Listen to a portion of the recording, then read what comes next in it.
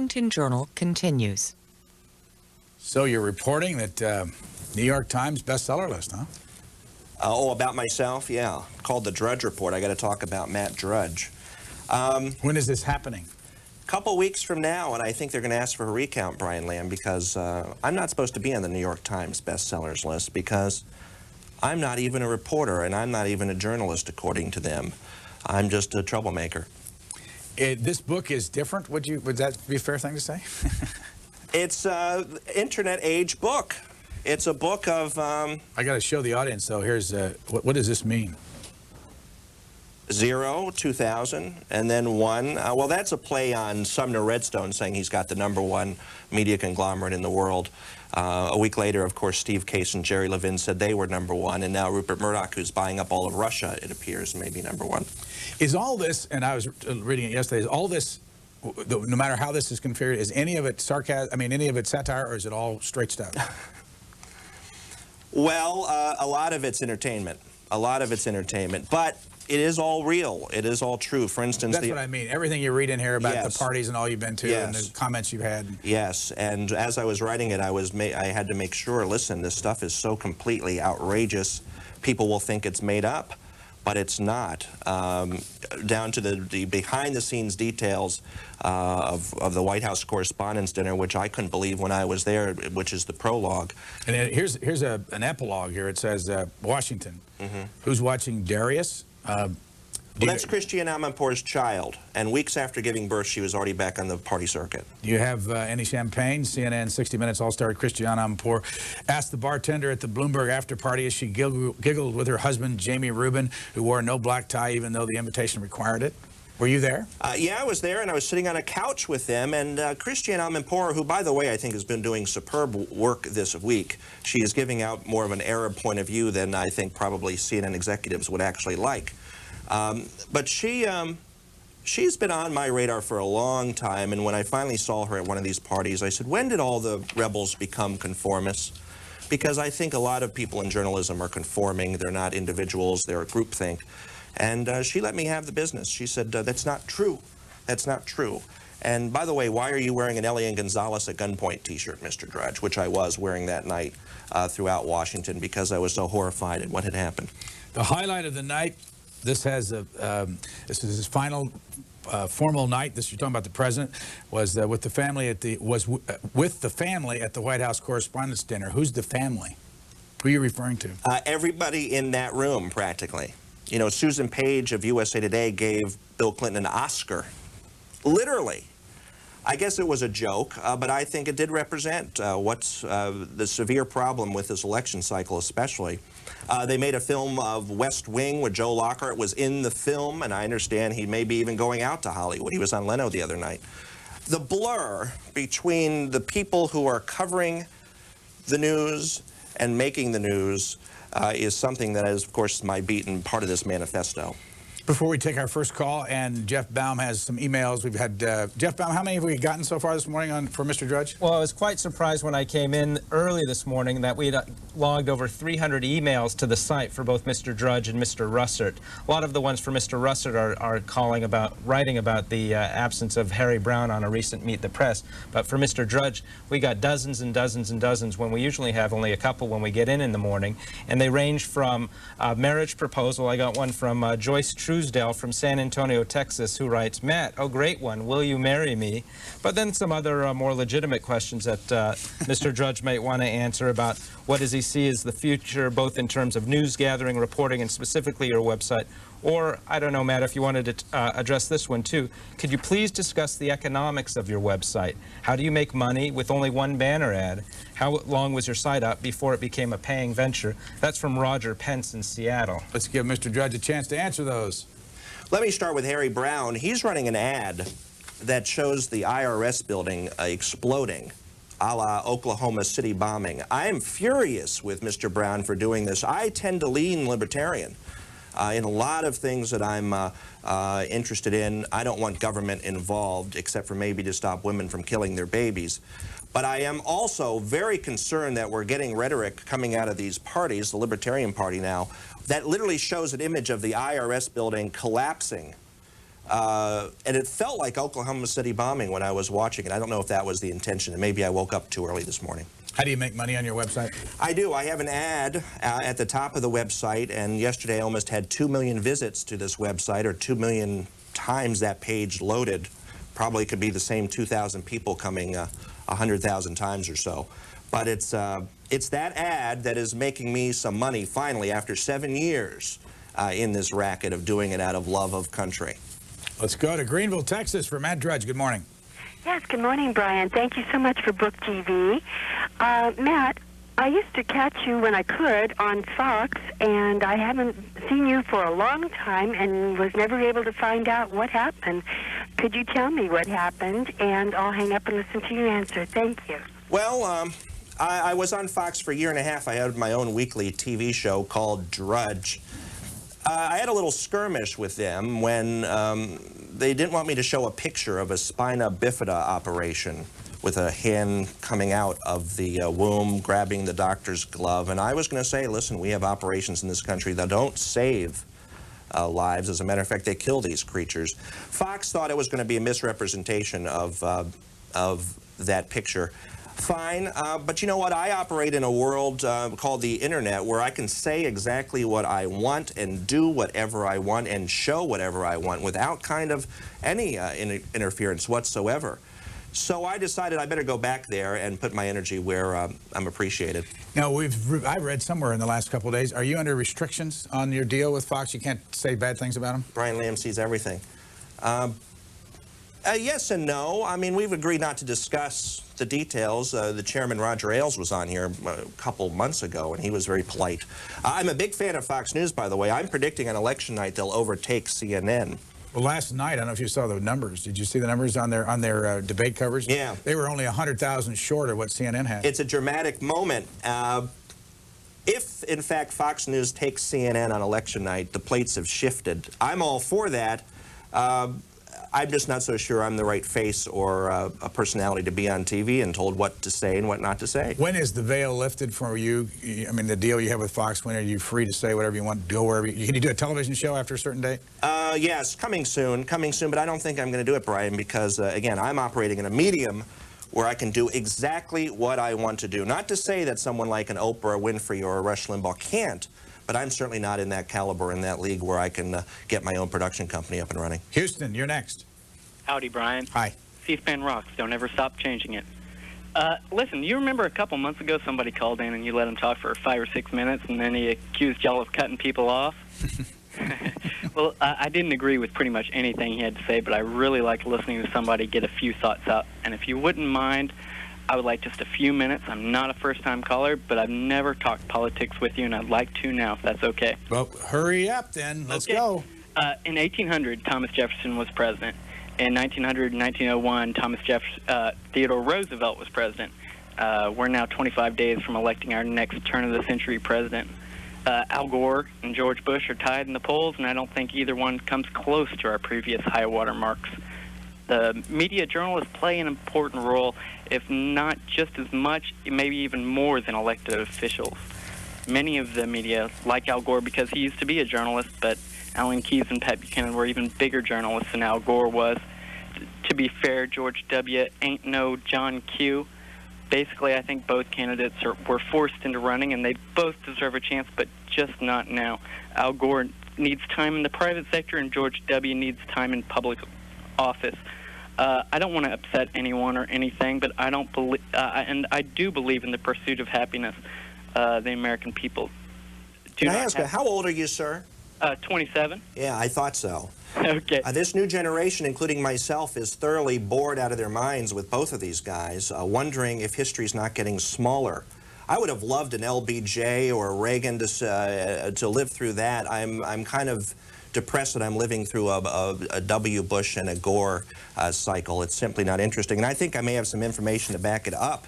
You know, this Inside.com, which is Kurt Anderson's new thing, has a lead headline about the ratings being the second lowest in history for any debate. Not that there's been a lot of them, but I think it's a notion that the more options we have, the less we want to watch these two. Fox now has beat Dan Rather 2 weeks going. I think that kind of shows you there's a shift with that. Did you have a final comment? Yeah. Just give me one more minute. Well, you got to go because I'm going to have to let you go because we have a lot of people waiting. They all want to do this, and I don't blame you for wanting to, but we need to take as many calls as possible. Let's go to South Paris, Maine. Good morning. Good morning. Good morning. Matt, I miss you when I go to your Drudge site. I keep you on my bookmark. I go to Drudge first and then everything else that I read, all the newspapers. I read left and right. This morning, Brian brought up the Wall Street Journal editorial and how really impulsive and reckless and naive and silly the Clinton Israeli problem is. And what's been on my mind lately is when they were in the Camp David and having all the peace conferences and everything with the Israelis and the Palestinians, and Yasser Arafat was there, that Clinton brought Chelsea in to tell them her thoughts on the subject. And I think that is so typical of Clinton. He is so into himself and he's such royalty, and he feels like he's the king, and that whoever he anoints is the one with the knowledge. And I think he is responsible for this, and in search of his Nobel Peace Prize, he's caused war, and in search of a legacy, he has let us down, and que viva Bush. Thanks. Mr. Drudge. I'm the one who reported that Chelsea was playing an active role in the Mideast process up at Camp David. She was actually, there was photographs of her in a powwow with National Security Advisor Berger, all the rest. It was very curious. I had some information that she helped on one of the major speeches he gave in Africa. It's probably a good thing that a father's including their child in such a process, but I'm uncomfortable because Chelsea Clinton hasn't been vetted before the Senate, so we don't know what kind of top secret information she may have along the way. Let's go next to Philadelphia. Good morning. You're on with Matt Drudge, an Al Gore supporter. Oh, hi. This is a great moment. You're two of my biggest heroes here at the same time. One question, Mr. Drudge, maybe you can shine a light on for me. Why did James Carville go and campaign so vigorously for Ehud Barak? Maybe you can shine some light on that. Well, it's called money. All of these campaign consultants go where the money is on both sides. They are guns for hire, and I would think foremost it's hard cash. Carville's been playing a low-key role in this election, have you noticed? Maybe he'll surface here in the next couple of weeks. Jeff Baum, our executive producer downstairs. What more do you have for Mr. Drudge? A couple quick emails for you. John Richardson of Washington, Indiana writes, Matt, you seem to be very keen on the power and possibility of staying informed and informing others via the web. But what offline publications do you read on a regular basis, and how is the printed paper different from the online version? Well, in my book, in this manifesto, I do list everything I read. I'm up to about 15 wire services a day, 100 newspapers all over the world. Of course, I don't read them all cover to cover, but I look for the action. There's in the beginning there, a list of the Shenhua Wire out of China, TASS out of Moscow, the AFP out of Europe, Reuters out of Europe. So you get a wide view. And most of the information is free, and it's in real time, and it puts you on an even playing field with anybody in this news business. Everybody sees the same AP News alert at the same moment. We also have in your book the Q&A from Doug Harbrecht at the National Press Club. You just ran the Q&A, not the speech itself? Well, the book incorporated some of the ideas from the speech, so the Q&A was much more of a, for those who can follow the hyper-internet speak, we went just standard with the Q&A. Let's go to Baltimore next for Matt Drudge. Good morning. Good morning. There's an article in the Baltimore Sun 3B that really has my blood boiling. It's about the Million Family March. It says the goal is to march toward unity. It says on Monday, the Million Family March, which Nation of Islam leader Louis Farrakhan and other organizers have said will be more inclusive, a more inclusive successor to the Million Man March, will take place in the National Mall amid busloads of visitors. Local organizers estimate 250,000 will travel from Baltimore. we have some tremendously corrupt leadership in the black community, and how it is that they're able to continuously pull off these mega charades is really a mystery to me. The 250,000 that are going to be going there, we have some concrete survival, quality of life issues that, if that number would address, could be resolved. The death rate, homicide rate in Baltimore for the last 10 years has been right around 300 people. Those are wartime figures. The number of the incarceration rate of black youth is increasing exponentially. Many of the schools are falling apart. Large numbers of the streets are filled with disease-generating filth. Fire houses are closed down. Caller, go back to your initial comments about corrupt leadership. Is Mr. Farrakhan, in your opinion, corrupt? I think he's bought and paid for. Now, that's my personal opinion. Who has bought him?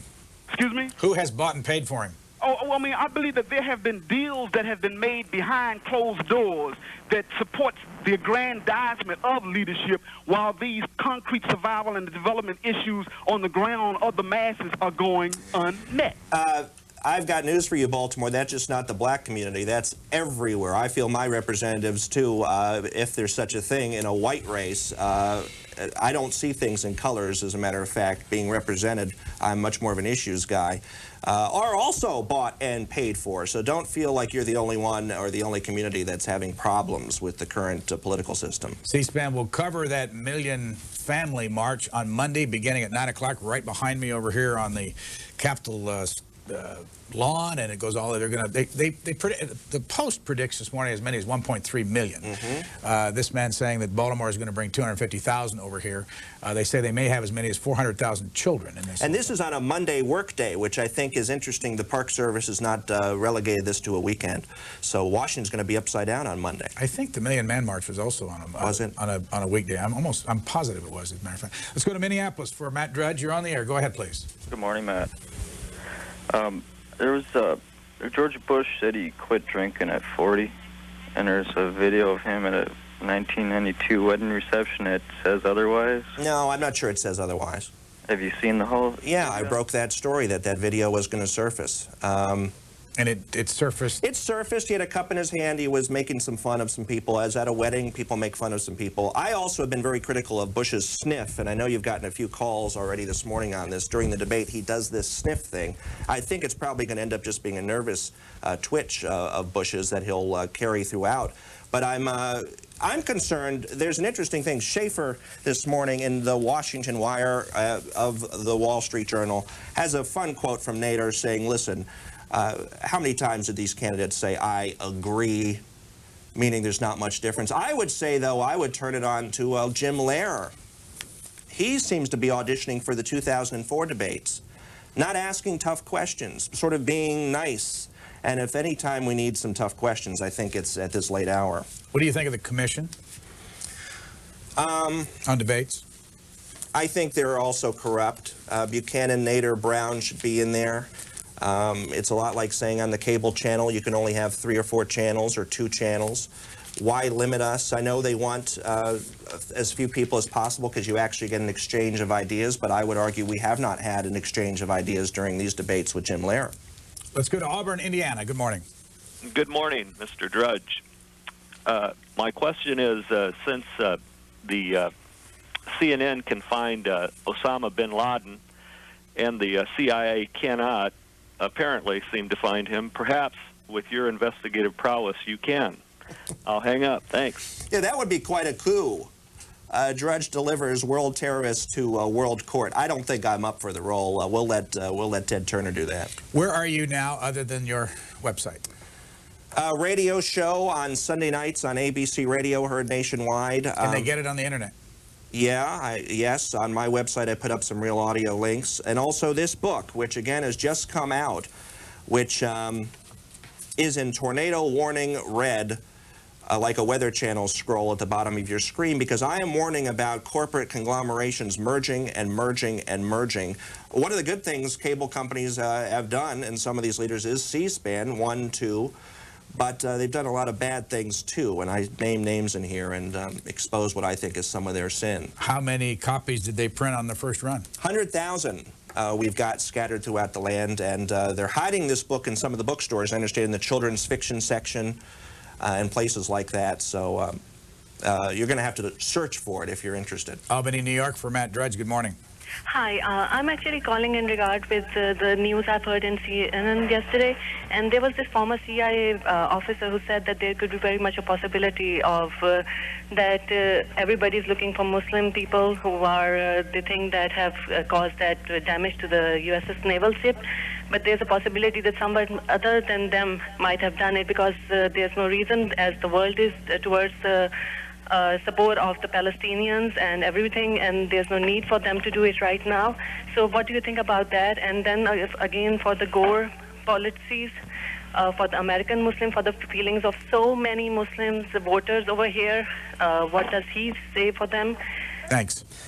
On my website, I've got a link to the Islamic Newswire service, as well as I think I have the Jerusalem Post. If not, I should, and will add soon, since things are flaring up. Islamic Newswire service, left column.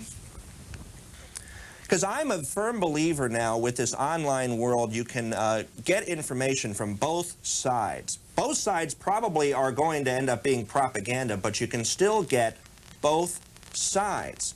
And ma'am, the caller, you're living in a dynamic age. I would say turn off that propaganda from the big corporations and get online and start reading some of these first-person accounts or news services from the very countries that American media outlets are claiming to know about. Do you have any sense that this thing might someday just really bust wide open, that the internet would completely change? I mean, now it seems to be we're at that point where we're not sure which way it's going to go. No, I think it's clear that it's a revolution of individuals just in time, just when AOL and Time Warner merge into some new company, and some company will merge into a bigger one yet. Individuals matter. And my story in this book about not just Lewinsky and not just my weekend having Lewinsky all to myself while Washington figured out what to do with it, but how an individual can sit there and make a difference.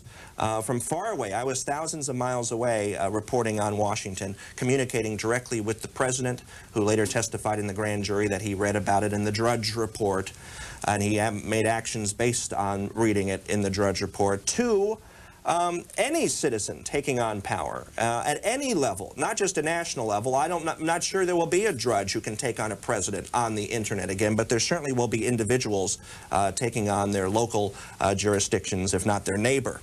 Jackson, Tennessee, good morning. Good morning, Brian. Thank you for C-SPAN. I'm a first-time caller. How you doing, Matt? Very good.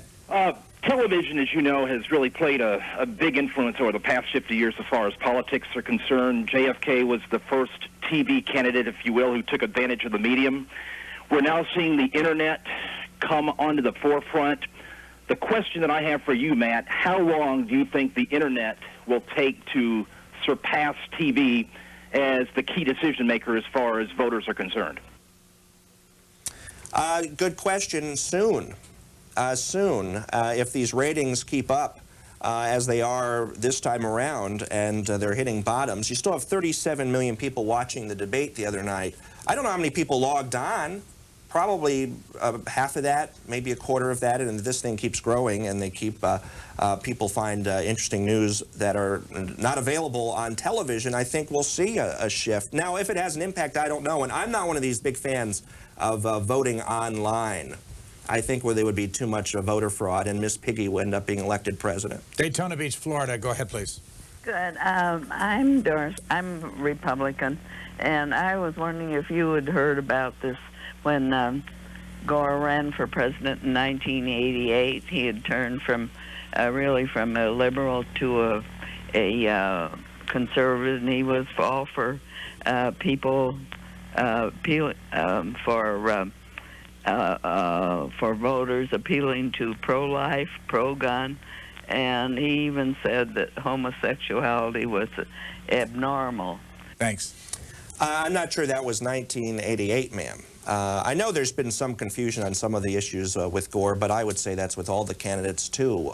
Not just the national presidential candidates. People flip around. People change. People's point of views change. Look at Jane Fonda now, born-again Christian, she says. So things do move around, and I wouldn't pin anybody to not evolving in their thoughts, whether it be left or right. Where are you living now? I'm in Miami Beach, Florida. Where the Drudge Report originates these days, because anyone from anywhere can cover anything and send it out to everyone, and I found a little slice of paradise there. How do you, or do you care that you continue to separate yourself from the rest of the world and get co-opted through the money world? I mean, is money something you're interested in? No. Otherwise, I wouldn't have done 5 years of the Drudge Report for free.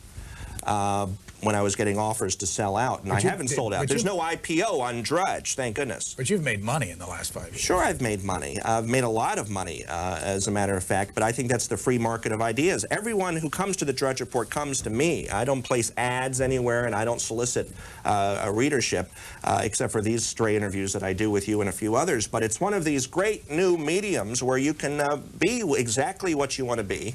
And you're rewarded on a level that I think is compensated by the amount of readers you have. But do you ever have a feeling that you might want to be a part of? I mean, you went to those parties here in town and things like that. As a spy. As a spy. Now, do I want to be on Meet the Press again? Tim Russert invited me once at the height of Lewinsky. I'm not so sure. I appreciate Russert, but I also appreciate other points of view. And I'm also coming from a world of a din of small voices that don't sit behind a peacock or beam on a GE satellite giving off news. Mr. Russert will be here as your follow-on guest at 9 o'clock this morning. Jeff Baum, what else do you have? Well, first I wanted to show viewers how they can actually participate by sending emails. If you go to the C-SPAN website, cspan.org, and go to the journal page, you'll see on the right we list the guests every day, and then there's a part where you can submit a question to a specific guest, and you just fill out the form and submit the guest. I do have a question from Louis Vasquez of New York City. Matt Drudge, how do you feel about contributing to the lowering of standards in journalism the past few years, being that you have a habit of posting articles on your website without any kind of fact-checking? That's from Louis Vasquez. Let's ask Bill Clinton about my fact-checking. He's experienced the Drudge fact-checking. This gentleman doesn't know how I produce stories. He doesn't know the process that I go through. I put my name on everything I write, and my reputation is, quite frankly, all I've really got in the end. Since I don't have corporate sponsorship on a large scale, or I can't print a full-page ad saying I'm America's news leader, whether it's true or not. So I would challenge this email and say, no, I stand by what I write. Now, I'm able to correct and retract quickly. I'm 3 seconds to a new headline.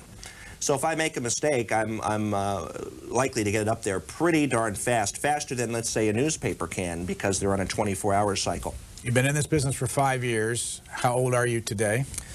Just turning 34, and it's been 7 years. 7 years you've had your website? Yes. I thought you said it earlier, 7. Okay, I mean 5. Orlando, you're next.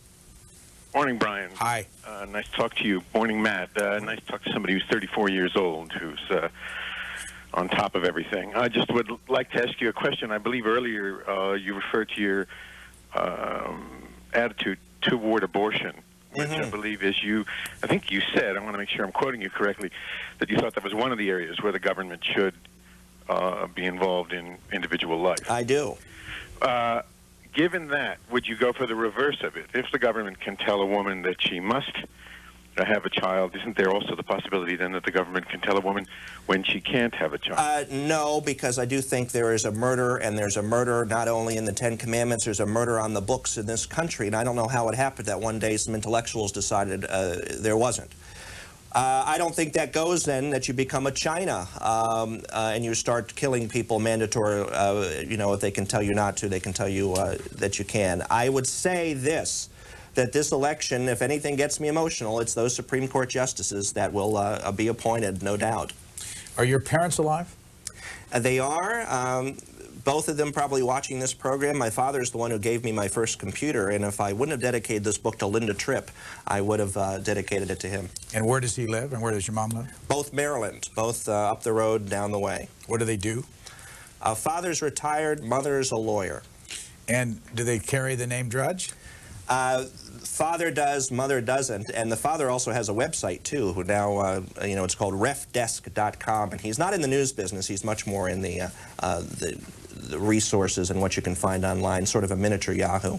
Do you have brothers and sisters? No, only child, and that may explain some of my, my longing for public affairs early on. Growing up here in Washington, I used to deliver the Washington Star newspaper, and I never quite finished the route because I spent most of the time just reading it and reorganizing the front page, thinking I was the better editor, thinking that's the headline, that's the lead, but the irony of that is now I have my own sort of publishing outlet, which I can put things where I want them. And no college? No college. My last job in Washington was working at 7-Eleven, which I think is exactly what you need to be a reporter. Which 7-Eleven, in case they want to memorialize it? I'm not going to say that. 7-Eleven up the road. Montrose, Colorado. Good morning.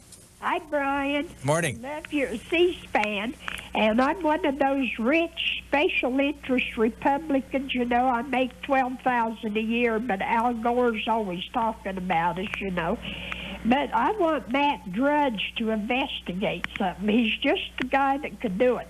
Bill O'Reilly had a John Fund on there the other night, and I'd like to know why Bill Clinton sent all that oil to Aurora, Colorado. I believe that man is selling that and using it for the Democrats. We'll let Bill O'Reilly and John Fund chase that. I know the Wall Street Journal has been out far ahead of this emergency oil that's been released. Some of it has been lost, as a matter of fact. There was a Reuters copy where 3 million barrels has just been vanished because the company wasn't ready to receive it or something. It's been confusing for me. You know, I'm a one-man operation and I can't cover everything. And when I see some other outlets, such as the Wall Street Journal and O'Reilly, I tend to say, okay, let them run with it. One thing I do find interesting this morning, and I did want to bring up, because it's an ongoing situation. The First Lady of the United States, now this according to the New York Times, has been using a White House list to seek campaign contributions. Now, this is interesting in a number of respects because first, I was the first one out there to say there may be overnight stays for campaign contributors. And I was reporting the New York Times was holding that story back. They said that was false. They hadn't thoroughly investigated it yet. But now they're out. Of course, in the metropolitan section, shouldn't be front page that a First Lady is using White House resources to raise campaign money now, would it? Why do you think they put it in the metropolitan section? Because they're pro-Hillary. It's simple as that. There was also a story this morning that I thought was, quite frankly, only could appear in the Washington Times about Janet Reno, our Attorney General, refusing to apologize to Ken Starr's former spokesman. Charles Backley. Charles Backley, who went through hell because he allegedly leaked to the New York Times, and they brought him up on contempt. Reno now, he's been exonerated, not guilty by a court. And Reno refuses to apologize. Why should I, she says. This is the whole attitude of this administration. Daytona Beach, Florida, for Matt Drudge. Good morning. Morning, Matt. As a former naval officer, naturally the USS Cole's on my mind, primarily because I'd like to know why that ship was being refueled at a port of a country such as Yemen. It's my experience that the Aegeus-class ships are only refueled at sea by naval oilers or other naval ships. This way, the contamination of fuel is a minimum. It's not a gas station we were pulling fuel in. How in the world did that happen? I'd like you to look into it, and I thank you. I'll hang up and listen to your reply on TV. My reply is VP candidate Cheney yesterday raised the notion that this event, which now I guess has claimed 10 lives, 10 of our soldiers. That changed this morning? Yeah, it got upped when I was in the green room. That this is now maybe because the military is falling apart and we need to elect Republicans to rebuild it. I'm kind of nervous whenever a politician sort of jumps on a scene and says, I can do better, as people aren't even buried yet. During Columbine, the Clinton administration also used that to advocate their viewpoints on guns. I don't like politicians dancing on graves. I'm not necessarily saying Cheney is doing that, but I get very nervous during a political season when someone's trying to score political points, and that's what both sides are doing with an event like yesterday, and we haven't even had a chance to finish our prayers. The two candidates that are one of the others expected to be elected president, Al Gore or George W. Bush, which one would you prefer? Selfishly, for the Drudge report, right? Either, because I think there's so much money coming into this town, and there's too much power, and it will be fun to follow the bouncing ball. A lot of people are saying, Brian, that I won't make the Clinton cut when he leaves. So do I. Not so. I do think that I found a little open window where I can still throw my body through. 48.9% of the people voted last time. What's your prediction this time? Lower. Lower not because we're not interested in politics or current affairs. It's because it's a lackluster campaign. It just is. There's no way around it, at least from where I sit. Now, it's the same argument. Dan Rather, for instance, will argue that people aren't interested in politics because his ratings are collapsing. He's half of what he was when Uncle Walter Cronkite gave him the torch. I would say we're not interested in that kind of news, Mr. Rather, the gatekeeper effect, that we're going elsewhere to get information, so we don't need for you to sit there and read us the wire copy rewritten or your reports in 30-minute bites. There's a dynamic shift, and I think the reason why this election is not getting the passions going is because a lot of us are comfortable, a lot of us are floating, and a lot of us are looking at these candidates and saying, why? Scotland, Connecticut for Matt Drudge, an Al Gore supporter. Good morning. Good morning. I just wanted to say it's not very often that I agree with Mr. Drudge, but in this campaign I have to. I'm not enthused with either candidate. I think they're both trying to use the surplus to buy our votes, one with the tax cut and one with all these social programs that he wishes to give us. What do you do then? What are you going to do with, when you go into those? Are you going to vote, first of all? I'm probably going to vote for Al Gore. And why? From the debates, I gather that he's planning to put more of the surplus towards paying down the federal debt, which I think is a key issue. If you had a choice, other than what you've got, can you name somebody you could vote for and be glad about it? No. I haven't heard anybody say that my philosophy, which is they should take the majority of the surplus and use it to pay down the debt.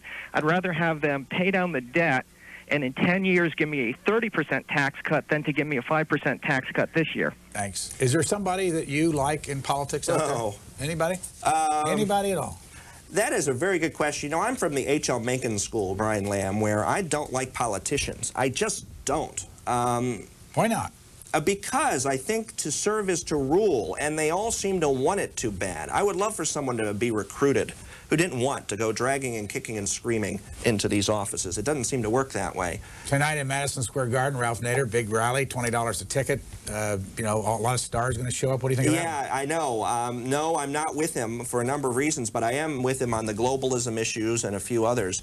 But I am, like this caller, bored beyond tears on this. And I will say this as far as Republicans, and we have to retain the House and the Senate and all the rest in the mantra that I hear. The largest budget in the history of this country appears to be coming down out of these halls. It will be produced by Republicans. So it's a matter of degrees on who's going to be in office and the degree of the budget, but both want to just increase and bloat. Long ago and far away did the Gingrich breeze stop blowing in this town. Of real action, I think, to slash and burn some of these programs. We're not getting that this cycle. Here's the book. It's called Drudge Manifesto. Matt Drudge on the table here, available in some of your bookstores. Let's go to Annandale, Virginia. Go ahead, please. And George Bush supporter. Good morning, gentlemen. Brian, thank you once again for having Matt on. It's good to see a breath of fresh air out there. Matt, you still have an extended invitation out to my community college class in Manassas someday for some free coffee. Sent you a long time ago. I've been a Drudge supporter. What do you want him to? You want him to come to your class? Sure, come on in. I can't offer him anything. No per diems or anything, but I'll give him a free cup of coffee. I don't think the professors or the teacher would like that. Well, I am the teacher. Oh, okay. I am making progress. And Brian, I took in one of your summer seminars, so I appreciate your getting him back on. Different take, though. I do recommend you to all my students as a neutral voice. You cast your net widely, and that's what I advise my students to do. Question for you: what's your take on Clinton's North Korea trip? And I'll take my answer on the air, and I'll go out and buy your book today. Thank you. Yes, I know. This North Korea visit. Has anyone read the North Korea Wire lately? That's another link, Brian, I have on my webpage, the North Korean news agency. They hate our guts. They want us dead. Bill Gertz, my pal over at the Washington Times, is about to issue a new book on China, the China threat, and he's obtained some documents from some of these buildings in town really showing the Asia hatred for America. I don't think Clinton's going to get a warm welcome. If he does, maybe he could buy a condo somewhere in North Korea and live happily ever after. Jeff Baum, do you have any more emails for our guest? As a matter of fact, but I also wanted to show the website that he mentioned earlier, the one his dad produces, refdesk.com. Yeah, there it is. And so you can get a sense of what is on that site. It's a comprehensive internet site with a lot of links. What's his name, by the way? What's your dad's name? Bob Drudge. Yeah, so we're building a little Drudge empire. Go ahead, Jeffrey. Thomas Paine of Tewksbury, Massachusetts writes, which presidential candidate has a better academic record, and should the answer to this question have been better addressed by mainstream journalists and reporters? Thomas Paine, the beauty of email. You know, I get emails from Bill Clinton. I'm not sure they're coming from him, though. Academic background, look at me. I don't have much. I've managed to make an impact in my craft. I don't think that's what I'm looking for necessarily. I'm looking for somebody who's able to capture an age. You know, in the beginning of this book, Brian, I declare it the most exciting period in the history of news, simply because so many people are involved and there's so many wire services coming from all the different directions. Edward R. Murrow never had anything on this period. Nothing. That was baby walk. Compared to this. But this is the most exciting period in the history of news, and I don't think either candidate represents the excitement that I feel in my body every morning I wake up. But so be it. Maybe, again, Washington isn't the center of the world. The first letter you have to the editor, Matt, this is number one. You are the Thomas Paine of our era. You cut through the spin-doctored, poll-generated fog of lies cast by high-paid pundits to expose the truth behind the crumbling ruins of our once-proud democracy. The reader knows all. Palatine, Illinois, you're next. Hello, Mr. Drudge. Hello. I was an officer in the Navy when I was in my 20s. I'm 50 now. And I was on an aircraft carrier for a year in the Mediterranean and on a destroyer for a year in the Mediterranean. And we stopped at quite a few ports. And this ship that got bombed was stopping for fuel, as I understand it. And we always got our fuel from either the carrier when I was on the destroyer, or there were oil tankers from the Navy out there in the Med. So I have two questions for you. First, why did the ship stop in this hostile port? And second, why weren't there Navy tankers there that it could, fuel from? Couldn't we afford to have Navy tankers there, or what? Well, let the investigation begin, and I think that was some of Secretary Cheney's questioning. The tide is up, the flags are up. It feels to me that the whole situation all over the world has turned, if not medium, spicy.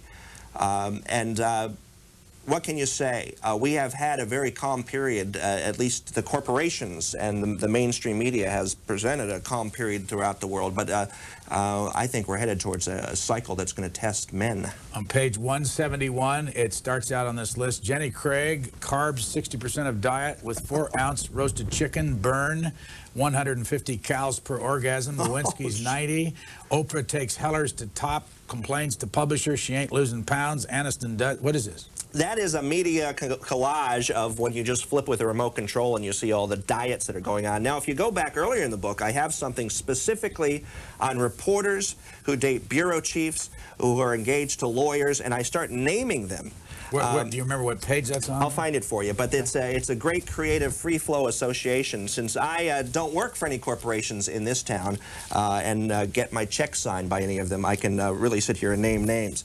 But here you go. Here we go, and it starts out, reporters marry sources who work for clients who employ bureau chiefs, who dine with agents, who wine the lawyers, who date the editors, who have sex with the reporters, who share the beach houses with the sources, who are married to the bureau chiefs, who hire the reporters, who are married to lawyers, who date the columnists that dish stars, who dine with the editors, who have sex with the sources after meeting with lawyers, who lobby Congress to protect the president, who is friends with the bureau chiefs, who hire the reporters, who have sex with the editors, who blast the internet websites. Precisely well said. Could not have put it better myself. Are you thinking of anybody in particular? Well, the next page I start naming names, and it's interesting to see as I've traveled around this city for the past 12, 24 hours, the amount of this red cover book in these newsrooms. I start naming, I go through the Washington Post newsroom in first name basis and start saying how they're all kind of related. They're all married to each other. They're all sharing each other's meals and having babies with each other. And my concern is, who is watching the store? If they're so clubby, there needs to at least be some voices that aren't playing the game. Clarendon, Arkansas, good morning. Yeah, I hope you don't cut me off again. You've always cut me off every time I've called, Brian. I want to ask Matt a question. What do you think about this war, this bombing of this destroyer over there? You know, it happens every time that the Republicans get in. Look what Reagan did to Carter when he got in. See, that's what goes on here. But CNN is never going to say a word about it. But they put on there that we got a weak military. Let Bush talk all over the world. What the hell? If somebody tells me there ain't no bad dog in the backyard, I'm going to walk through it. Are you claiming that Bush ordered the bombing? I think they had something to do with it, yes. And I think him and Cheney should be put on the block for that. I recommend no more Tyson chicken for you, sir. I would not think that we're getting to a point in this country where leaders are ordering bombings of their own people to get into office. How would they have done it, sir? Well, how would they have done it? How did Reagan do Carter? What do you mean Reagan do Carter? Well, didn't he jump in on him over there, let the hostage loose just to get to be president? All he's done is wreck the veterans of this country. Reagan is no damn good. Now, go back and explain the hostage thing again. How did that work? Well, didn't he go over there and let the hostage loose after Carter tried to get him loose?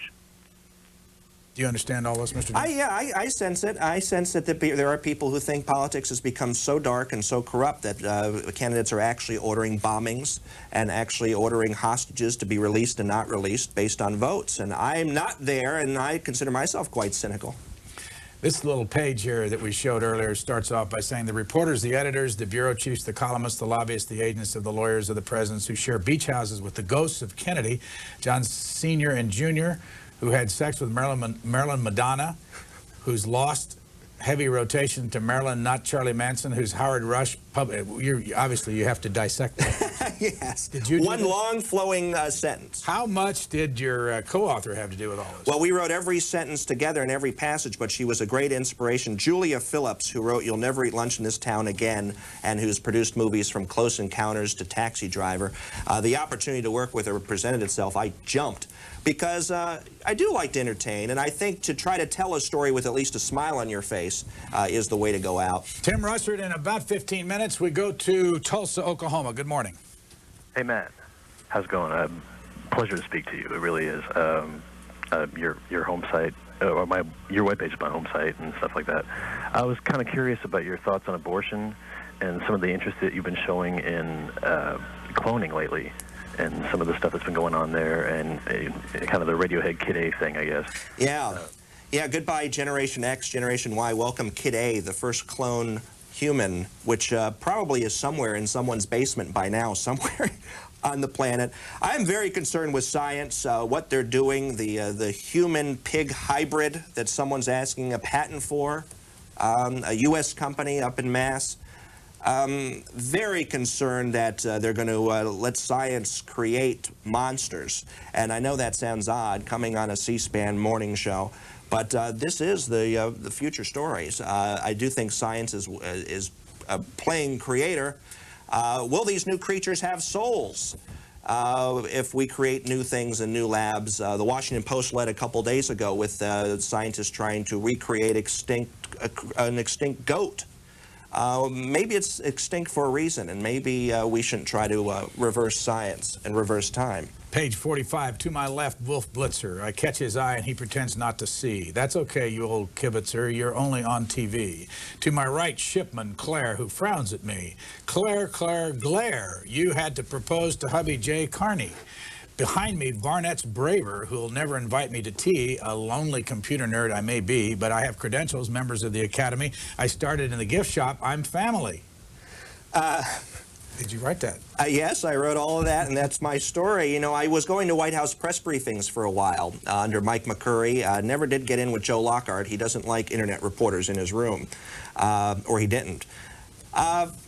I've taken a lot of hits from these people, so this was my first chance to get back, at least to get some of it off my chest. And did Claire Shipman really frown at you? That's what she told the Washington Post a few years ago. Oh, did she frown at me? Yes. Claire Shipman is not a big Drudge fan. Did Wolf Blitzer pretend not to see you? Yes, he also pretends that I don't exist. And why will Rita Braver, who is Bob Barnett's wife, never invite you to tea? Because I don't think I fit in with the crowd. I would be a skunk at that Tea Party. Would you want to be there? No. No. I'm appreciating my independence, and I like not having to play those games. Do you have many friends? I do. I've never had more than a few friends. I'm not Hill or Hillary Clinton, who can have 400 people overnight in a season and claim that they're all my friends. Now online, where everyone can hear you scream, I got a lot of correspondence. 10,000 emails plus yesterday. So I'm busy with that, and I guess I have weird relationships through online environment. Pat Buchanan, our guest Sunday morning at 9 o'clock. Let's go to El Paso, New Mexico. A George Bush supporter. Good morning. Hi, Matt. You're one of my heroes. You're sort of like Johnny Unitas. You went from Sandlot football to stardom overnight because you have the talent. I would like to, I'll very briefly go over some of the things that I don't think are discussed enough. One of them is the tremendous bureaucracy that we have in Washington, D.C. There's 18.9 million people working for the government, 18.1 in the manufacturing industries. Also, how about the lobbyists? They have gone from just a handful in 1960 to over 40,000 registered lobbyists from all over the world bribing our congressmen.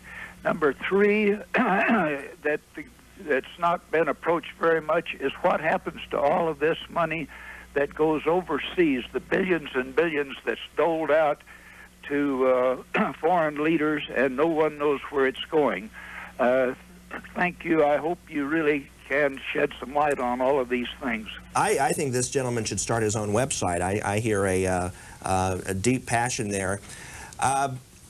I'm also concerned, like you, that the system here is just bloated, completely out of control. I see no forces reversing it. I just don't. Again, maybe if Bush gets elected and we keep the House and the Senate, maybe it will slow, but maybe it won't. What's your cat's name? Cat. How old is your cat? 8 years old, and I found it at the CBS studios out in Studio City, California. Stray Cat, who's my editor. Did you, when you were at working in the CBS gift shop, did you start to form opinions about the people that work at CBS, both pro and con, when you were there? And can you remember any of the big shots that used to deal with you? Yeah, I was always involved, even though I had no business being, since I was nothing but a gift shop clerk. I was always trying to deliver the T-shirts up to Jeff Sagansky, who was head of CBS at the time, CBS Entertainment out in Hollywood. Recently, I was out on the coast, and I had a meeting with Les Moonves, who invited me in his office, and he's, of course, the big shot now over everything. And, I finally got in there, and I was finally a peer, and it felt kind of empty. It's much more rewarding if you can make your own way and, not have dreams of working for somebody else or working under somebody else's logo. People who create things are what get me going. And it is an exciting period where new networks are being created and new industries all over the place are popping up. And I applaud the people who create, not only those who inherit or dream of being in a place somebody else has created. Jeffrey Baum, do you have anything new? Well, Jay Smith of Lakewood, Washington, perhaps following up on what Matt said about getting 10,000 emails a day, writes, why do you not enlarge your staff for routine verification and follow-up? Routine verification and follow-up? Because I don't have to. It's nice to move fast, and it's nice to keep your opinions really pure, and what the viewer sees, spelling errors and all, are my writings. I do have one gentleman, Andrew, who's out on the coast, who helps me with some of the time shifts and scouring for good headlines, but it can be done. This whole medium is, again, a medium of individuals, so I don't want to set down that slope of one day waking up and having a newsroom the size of Kay Graham's over there, where you have 1,000 people. Chino Beach, Florida, from Matt Drudge, an Al Gore supporter. Good morning. Good morning, Matt. Matt, could you give me 3 reasons why you would not vote for Al Gore? 3 reasons. Taxes, abortion, and I think he's corrupt. I think he's coddled a president who was a crook, and he didn't stand up for truth or liberty. when he could have.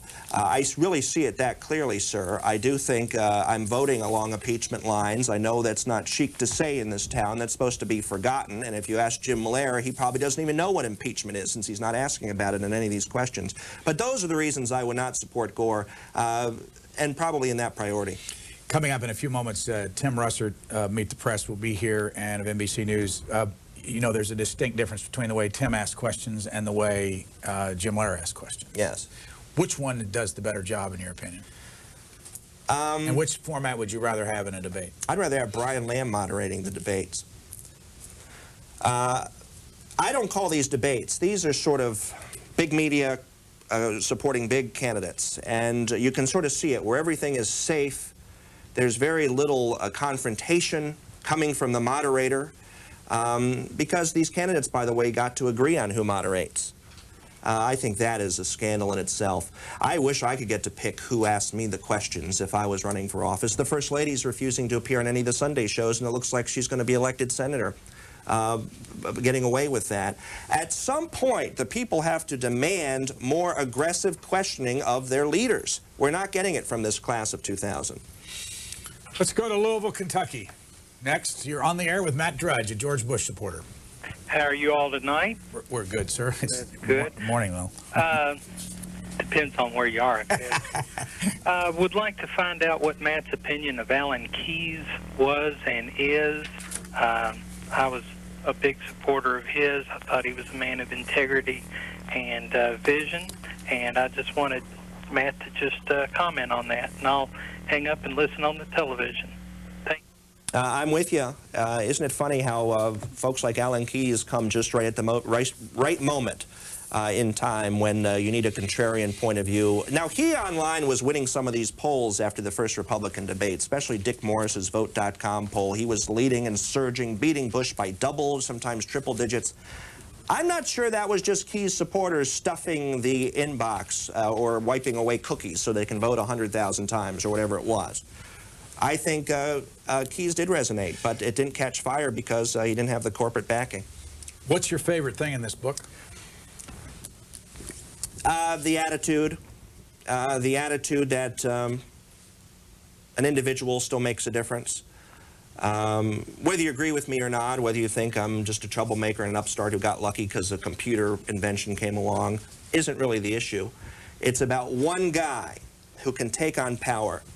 And I call it the night the gates blew open, is a recount of when I hit the enter button on the original Lewinsky story. And the guts that it took to do that, knowing my life probably would never be the same again, is probably what I'm most proud of. Did it turn out the way I hoped it would? No. You know, I thought truth would win in the end, and it appears that it hasn't. I don't think independent counsel Wray is going to indict the president, but maybe he will when he leaves office. But the whole notion that it can be done, that a guy with very few means can take on power, can sit there and say, listen here, I'm even, I'm a citizen, I'm protected by the Constitution, and I'm going to give you a run for taking my money. You're going to be at Politics and Prose tonight? Is that a joke? No. Are you? Oh no, that's. I'm sorry.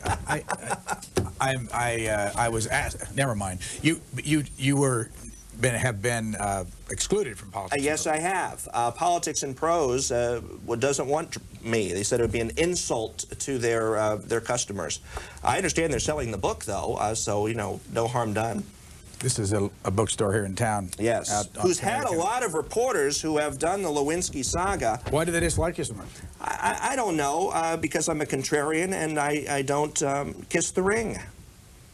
Matt Drudge, this is the book called Drudge Manifesto. He's been our guest for the last hour. Thank you very much for coming. Thank you, Brian. Good to see you. Sure. We're going to go on with an interview.